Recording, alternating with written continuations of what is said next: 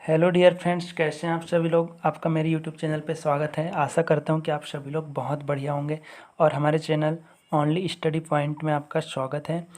और हमारा चैनल आप लोगों के लिए लेकर आया है टेक्निकल में बेस्ट क्वेश्चन जो आपका इलेक्ट्रिकल से संबंधित है। तो आशा करता हूँ आप सभी लोग मेरा वीडियो पूरा देख रहे होंगे।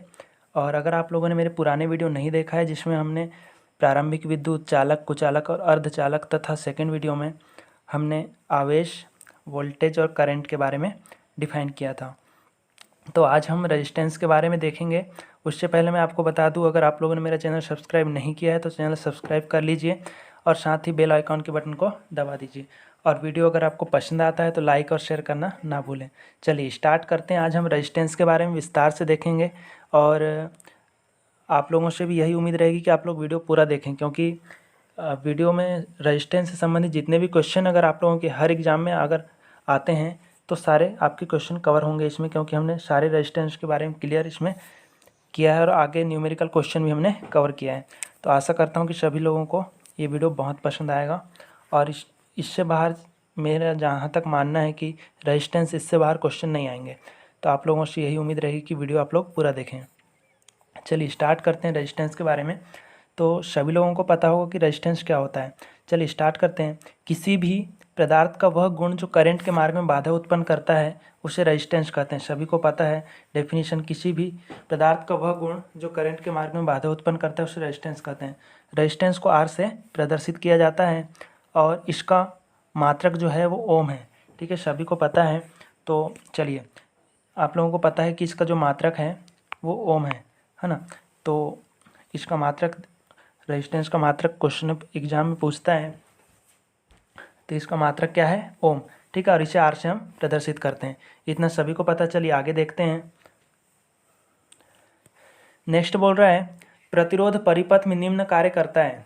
ठीक है, प्रतिरोध जो है परिपथ में निम्न कार्य करता है। परिपथ में पहला कार्य इसका वोल्टेज ड्रॉप करता है। तो ध्यान दीजिएगा, जो वोल्टेज ड्रॉप है ये आई स्क्वायर आर के रूप में ये करता है। ठीक है, सॉरी, आई आर के रूप में ये वोल्टेज ड्रॉप करता है। अगर सिर्फ वोल्टेज ड्रॉप पूछता है तो आई आर के रूप में करता है। और अगर सेकंड आपका जो है पावर की खपत, तो पावर की खपत काय के रूप में करेगा? आई स्क्वायर आर के रूप में। ठीक है, आई स्क्वायर आर के रूप में ये पावर खपत करता है। ठीक है, अब तीसरी है आपकी ऊष्मा उत्पन्न करता है। तो ये जो किसी भी परिपथ में इसका कार्य क्या है? ऊष्मा उत्पन्न करना। ठीक है, चलिए अब उसके बाद बोला है कि करंट के मान को सीमित करता है। तो जो रेजिस्टेंस है परिपथ में इसके निम्न कार्य हैं, सभी लोगों को पता होगा। पहला तो वोल्टेज ड्रॉप आई आर के रूप में करता है, पावर की खपत करता है आई स्क्वायर आर के रूप में, ऊष्मा उत्पन्न करता है। उसके बाद है करंट के मान को सीमित करता है। ठीक है, उसके बाद बोला है रेजिस्टेंस से संबंधित विभिन्न तथ्य। रेजिस्टेंस से संबंधित विभिन्न तथ्य इसमें है तापक्रम बढ़ाने के साथ साथ प्रतिरोध भी बढ़ता है। ठीक है, तापक्रम बढ़ाने के साथ साथ प्रतिरोध भी बढ़ता है। देखेंगे कि इसका आप लोगों को पता है सूत्र क्या होता है? R इजिकल टू होता है आपका रो एल अपान ए। ठीक है, R इजिकल टू होता है। तो ठीक है, तापक्रम बढ़ाने के साथ साथ प्रतिरोध भी बढ़ता है। दूसरा बोला है तापक्रम कम होने के साथ साथ प्रतिरोध भी कम होता है। अगर आपका टेम्परेचर बढ़ रहा है तो रेजिस्टेंस का मान भी कैसा होगा? बढ़ेगा। ठीक है, और अगर टेम्परेचर आपका कम हो रहा है तो आपका जो रेजिस्टेंस का मान है वो भी कैसा होगा? कम होगा। ठीक है, आगे देखते हैं। चलिए नेक्स्ट बोल रहा है, क्वेश्चन है परम शून्य तापक्रम पर या 0 केल्विन के तापक्रम पर चालक पदार्थ का प्रतिरोध शून्य हो जाता है और वह आदर्श चालक की भांति कार्य करता है। ठीक है, समझ में आ गया होगा सभी को। देखेंगे परम शून्य तापक्रम किसे कहते हैं? सभी को पता है, -273 अंश सेल्सियस या 0 केल्विन को अपन परम शून्य तापक्रम कहते हैं। ठीक है, उसके बाद बोला है कि अगर परम शून्य तापक्रम पर या 0 केल्विन के तापक्रम पर जो चालक पदार्थ जो है वो उसका प्रतिरोध शून्य हो जाता है। मतलब ये है कि -273 अंश सेल्सियस या 0 केल्विन के टेम्परेचर पर, ठीक है, किसी भी चालक पदार्थ का जो प्रतिरोध है वो शून्य हो जाता है। अर्थात अगर किसी भी चालक का प्रतिरोध अगर शून्य होगा तो अब वह आदर्श चालक की भांति कार्य करेगी। एग्जाम ओरिएंटल क्वेश्चन है, सभी लोग समझेंगे। उसके बाद बोल रहा है लंबाई बढ़ाने पर प्रतिरोध का मान बढ़ता है। ठीक है, कैसे बढ़ता है देख लेते हैं। लंबाई बढ़ाने पर प्रतिरोध का मान बढ़ता है। सूत्र है आपका, मैंने अभी भी बताया था सूत्र, रो एल अपान ए। ठीक है, ये सूत्र है। तो अगर हम लंबाई बढ़ाएंगे, एल क्या है यहाँ पे लंबाई, ये रो क्या है जो प्रतिरोधकता को प्रदर्शित करता है, और ये ए क्या है कटाक्ष क्षेत्रफल। ठीक है, कटाक्ष क्षेत्रफल ए, और उसके बाद ये क्या है रजिस्टेंस आर। तो अगर हम लेंथ बढ़ाएंगे तो इसका रजिस्टेंस भी कैसा होगा, बढ़ेगा। सेकंड पॉइंट बोलता है कटाक्ष क्षेत्रफल बढ़ाने पर रेजिस्टेंस का मान कम होता है। जैसे अगर ये कटाक्ष क्षेत्रफल अगर अपन बढ़ाएंगे तो ये जो रेजिस्टेंस है इसका मान कैसा हो जाएगा, कम हो जाएगा। ठीक है, वही चीज़ें हैं। उसके बाद आपका आता है रजिस्टिविटी।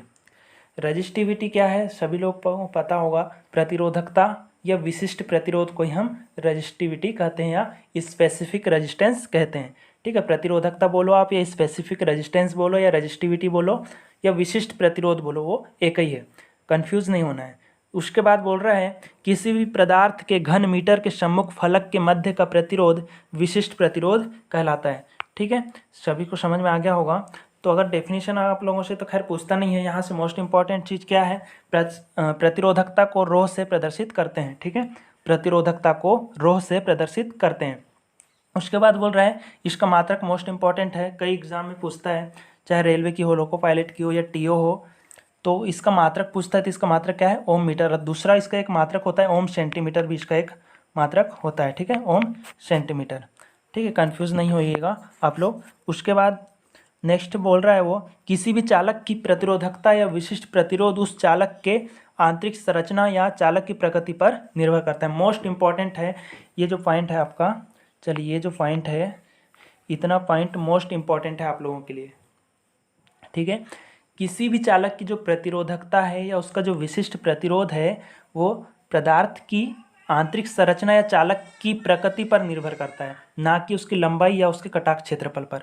कटाक्ष क्षेत्रफल या लंबाई पर क्या निर्भर करेगा, प्रतिरोध। ठीक है, और अगर प्रतिरोधकता की बात की जाए तो सिर्फ चालक की प्रकृति पर या आंतरिक संरचना पर निर्भर करती है, दो चीज़ों पे ही निर्भर करती है। ठीक है, या तो आंतरिक संरचना बोले या चालक की प्रकृति बोले, बात वही है। ठीक है, आगे देखते हैं। उसके बाद बोल रहा है प्रमुख चालक की प्रतिरोधकता। ठीक है, तो प्रमुख चालक की प्रतिरोधकता में सबसे पहले आपका सिल्वर, सबसे अच्छा चालक अगर आप लोगों से पूछ रहा है, सबसे अच्छा चालक अगर आप लोगों से पूछ रहा है तो क्या होगा, सिल्वर। ठीक है, जिसकी प्रतिरोधकता कितनी होती है, 1.64 गुणित 10⁻⁻8 ओम मीटर। और उसके बाद बोल रहा है कॉपर, कॉपर की प्रतिरोधकता कितनी होती है, तो कॉपर की जो प्रतिरोधकता है वो 1.72 गुणित 10⁻⁸ ओम मीटर होती है। उसके बाद है आपका गोल्ड, तो गोल्ड की प्रतिरोधकता जो है 2.44 गुणित 10⁻⁸ ओम मीटर होती है। उसके बाद है आपका एल्यूमिनियम, तो एल्यूमिनियम की जो प्रतिरोधकता है वो 2.8 गुणित 10⁻⁸ ओम मीटर होती है।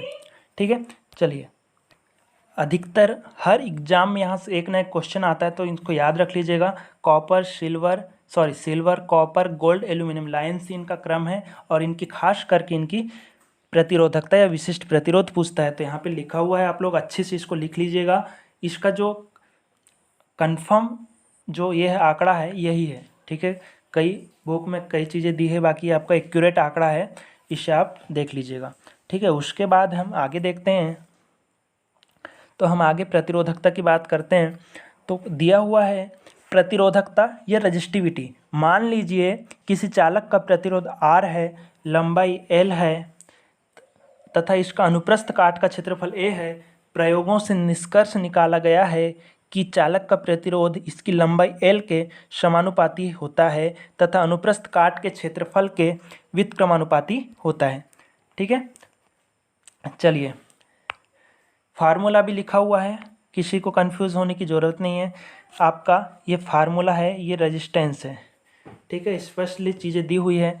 तो ये रो जो है रजिस्टिविटी, एल लेंथ, ए एरिया हो गया। ठीक है, सारी चीज़ें क्लियर हो गई। मैंने भी शुरू में वही बताया था कि R इजिकल टू क्या होता है, रो एल अपान ए। वही चीज़ें हैं यहाँ पे भी, कंफ्यूज नहीं होना है। ठीक है, और अगर आप लोगों से प्रतिरोध का सिंबल पूछता है तो इस टाइप से उसका सिंबल होता है, इसे R से प्रदर्शित करते हैं, और प्रतिरोधकता को हम रो से प्रदर्शित करते हैं। ठीक है, कंफ्यूज नहीं होना है। उसके बाद आगे दिया हुआ है, अतः लिखा जा सकता है कि R समानुपाती L अपान A। ठीक है, स्पष्ट है, सभी लोगों को समझ में आ गया होगा।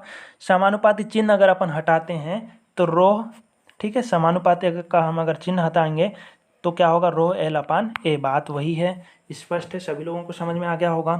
उसके बाद आगे बोल रहा है, यहाँ जो रो है एक समानुपाती नियतांक है, इसे चालक की प्रतिरोधकता कहते हैं, पहले ही बता चुका हूँ मैं।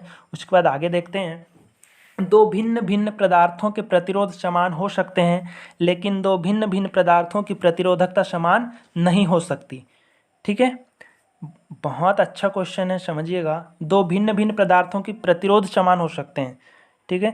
कोई भी अगर आपका, जैसे एक वायर ले लो और उसी के समान एक और वायर ले लो, उनका जो प्रतिरोध है वो समान हो सकता है, लेकिन क्या बोला है, लेकिन दो भिन्न पदार्थों की प्रतिरोधकता समान नहीं हो सकती।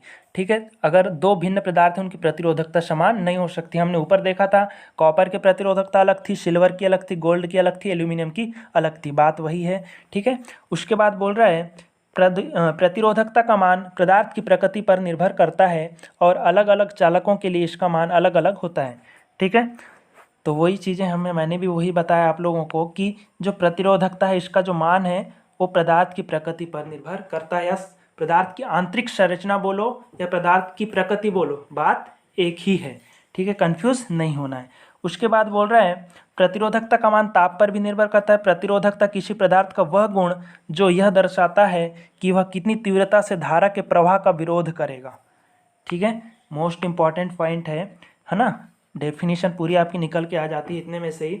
ठीक है, उसके बाद बोला, प्रतिरोधकता को ही पदार्थ का विशिष्ट प्रतिरोध कहते हैं। मैंने पहले ही बताया था कि जो प्रतिरोधकता है उसे हम पदार्थ का विशिष्ट प्रतिरोध कहते हैं। उसके बाद मोस्ट इंपॉर्टेंटली क्वेश्चन यहाँ से उठाता है, दो सूत्र हैं आपके पास। पहला है, प्रतिरोधकता का मात्रक ओम मीटर होता है। कंफ्यूज नहीं होना है, प्रतिरोधकता का मात्रक ओम मीटर होता है या ओम सेंटीमीटर होता है। ठीक है, कंफ्यूज नहीं होना है। उसके बाद बोल रहा है, तथा विमीय सूत्र इसका जो है ये है, लिख लीजिएगा, विमीय सूत्र भी कभी कभी पूछता है। उसके बाद आगे देखते हैं अपन, चलिए, प्रतिरोधकता आपका समझ में आ गया होगा सभी को। अब इससे संबंधित क्वेश्चन हम लोग देखेंगे। ठीक है, तो देखते हैं इसके आगे दिया हुआ है, प्रतिरोध से संबंधित महत्वपूर्ण प्रश्न उत्तर। चलिए, समझ में आ गया होगा आप लोगों का, क्वेश्चन आंसर देख लीजिएगा सभी लोग। उसके बाद बोला है कि एक चालक जिसका प्रतिरोध R है उसकी लंबाई 2 गुनी कर दी जाए और क्षेत्रफल आधा कर दिया जाए तो प्रतिरोध का मान क्या होगा। सभी से बन जाएगा क्वेश्चन।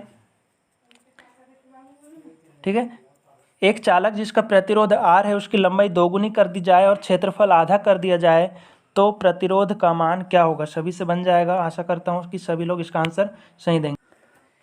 चलिए, टाइम है आपके पास, बना लीजिएगा जल्दी से, और नहीं बनेगा तो देखेंगे।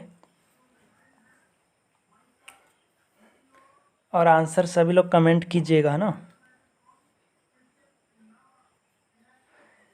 चलिए, आशा करता हूँ कि सभी से बन गया होगा। देख लेते हैं क्या बोल रहा है, लंबाई को 2 गुना बोल रहा है और क्षेत्रफल को आधा। ठीक है, सूत्र सभी को पता है, आर इज इक्वल टू क्या है अपने पास, रो एल अपान ए।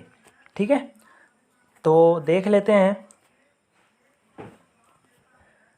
एल क्या बोल रहा है, दुगना, और ए क्या बोल रहा है, आधा, 1/4, सॉरी 1/2।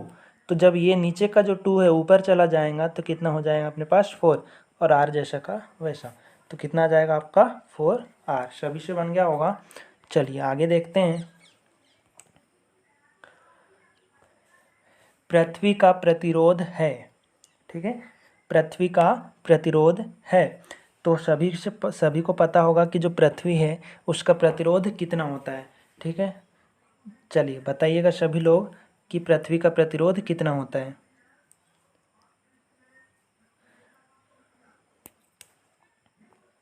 सभी का आंसर आ रहा होगा। तो जो पृथ्वी का जो प्रतिरोध है वो 0 ओम होता है।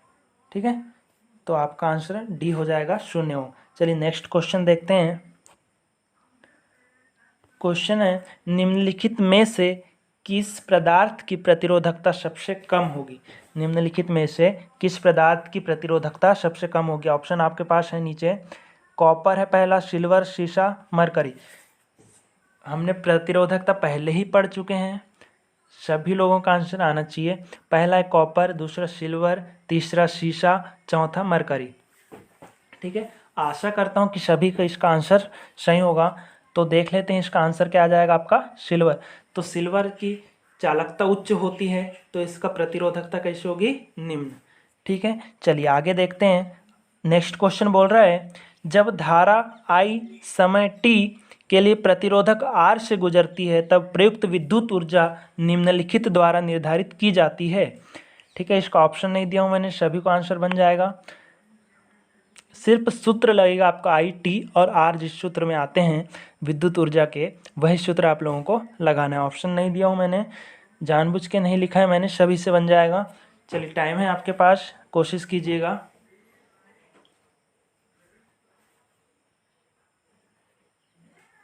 चलिए, तो आपका आंसर आ जाएगा क्या, I²RT। ठीक है, ये इसका आंसर हो जाएगा। ठीक है, सभी से बन गया होगा।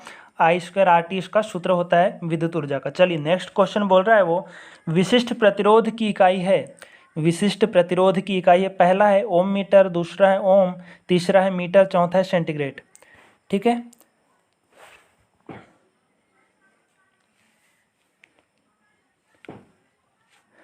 तो सभी का आंसर आ रहा होगा। तो पहला है आपका क्या, ओम।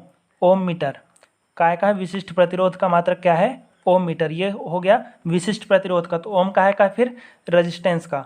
ठीक है, अब मीटर काय का है, लंबाई का। उसके बाद सेंटीग्रेड काय का है, टेम्परेचर का। ठीक है, तो सभी का आंसर आ रहा है आपका। चलिए नेक्स्ट क्वेश्चन देखते हैं। नेक्स्ट क्वेश्चन है, यदि 10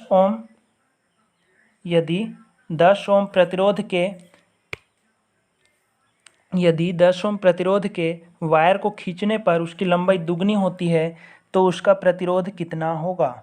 यदि 10 ओम प्रतिरोध के वायर को खींचने पर उसकी लंबाई दुगनी होती है तो उसका प्रतिरोध कितना होगा।